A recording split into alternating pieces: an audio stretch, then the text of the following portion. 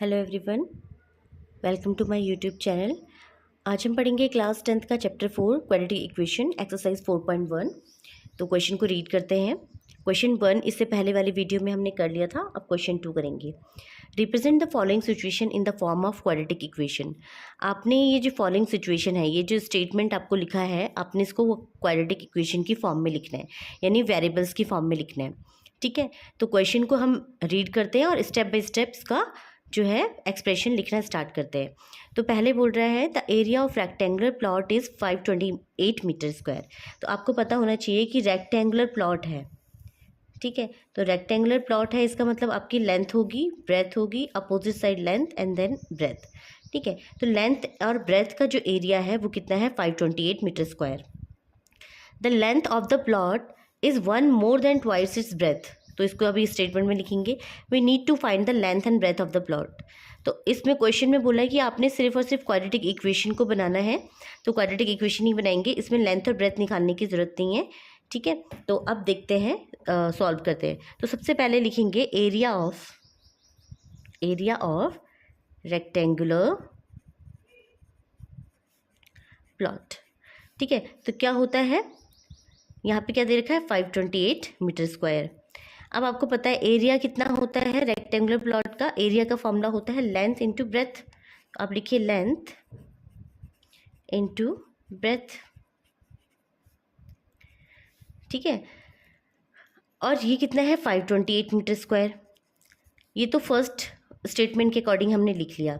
अब दूसरा स्टेटमेंट पढ़ते हैं। The length of the plot, question जैसे से बोल रहा है, जो लेंथ है, length of the plot is 1 more then. देखो 1 जब भी मोर देन की बात करते हैं तो हमेशा ऐड होता है, तो is 1 more than twice its breath, तो twice its breath.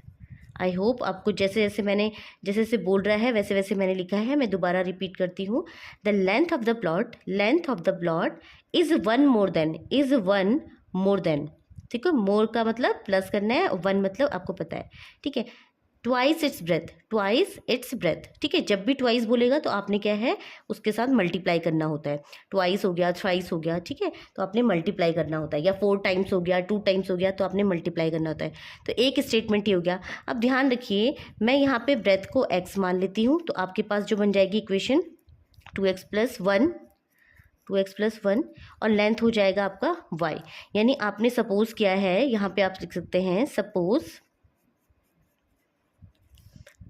length is equal to x meter and breadth is equal to y meter। ठीक है, तो लेंथ को आपने x बोला है, सॉरी लेंथ को आपने यहाँ पे y माना है ना, y माना है, और ब्रेथ को आपने x बोला है। तो लेंथ होगी y और ब्रेथ को आपने यहाँ पे x बोला है, तो लेंथ की जगह आपने y रख दिया और ब्रेथ की जगह आपने x रख दिया। तो ध्यान रखिए, ये एक एक्सप्रेशन आ गया y = 2x + 1 का, और ब्रेथ आपकी x होगी। अब देखिए ये जो वैल्यू है हम यहाँ पुट करेंगे, इस इक्वेशन में हम पुट करेंगे। ठीक है, तो x लेंथ होगी आपकी y और ब्रेथ हो गया आपका x, y × x हो गया 528 मीटर स्क्वायर। y की वैल्यू क्या रखेंगे, 2x + 1 इंटू x चल रहा है साथ में 528। ठीक है, आई होप आपको दिख रहा होगा। अब हम क्या करेंगे, इस x को इससे मल्टीप्लाई करेंगे, इस x को इससे, यानी 2x² आ जाएगा। 2x × x that is 2x² + x is equal to 528। तो आपके पास देखिए ये एक्सप्रेशन आ गया, 2x² + x, ये इधर आ जाएगा 528। तो देखिए यहाँ पे ये बोला है क्वाड्रेटिक इक्वेशन में चेंज करना है, तो ये आपकी क्या होगी, क्वाड्रेटिक इक्वेशन होगी। ठीक है, अब चाहे तो आप इसके फैक्टर्स निकाल के लेंथ और ब्रेथ भी निकाल सकते हैं, पर क्वेश्चन में यहाँ पे represent the following situation in the form of quadratic equation, ये जो फॉलोइंग सिचुएशन है आपने क्वाड्रेटिक इक्वेशन की फॉर्म में चेंज कर दी है। आई होप आपको ये क्वेश्चन समझ में आया होगा। अब देखिए नेक्स्ट क्वेश्चन है चैप्टर 4 का, जो 4.1 की जो एक्सरसाइज चल रही है 4.1, तो उसका क्वेश्चन नंबर 2 का जो आई थिंक ये सेकंड पार्ट है, फर्स्ट पार्ट हम कर चुके हैं, ये सेकंड पार्ट है, second part. The product of 2 consecutive positive integer is 306, we need to find the integer. तो देखियो सबसे पहले हमें पता होना चाहिए कॉन्जिक्यूटिव पॉजिटिव इंटीजर होते क्या है। तो सबसे पहले कॉन्जिक्यूटिव का मतलब अगर मैं बोलना चाहूँ तो जैसे 2 बोल रही हूँ तो इसके बाद जो नंबर होगा 3 होगा, इसी को ही हम कॉन्जिक्यूटिव बोलेंगे। या मैं बोल रही हूँ 11, तो इसके उसके बाद का जो नंबर होगा 12 होगा, इसको बोलते हैं कॉन्जिक्यूटिव। अगर हम इसे वेरिएबल की फॉर्म में लिखें, अगर मैं इसे x मानूंगी तो ये क्या हो जाएगा x+1।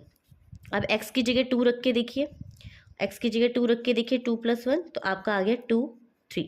तो देखिए यानी एक कॉन्जिक्यूटिव नंबर को हमेशा आप इस तरीके से डिनोट करेंगे x और x+1। तो let's suppose the two consecutive numbers are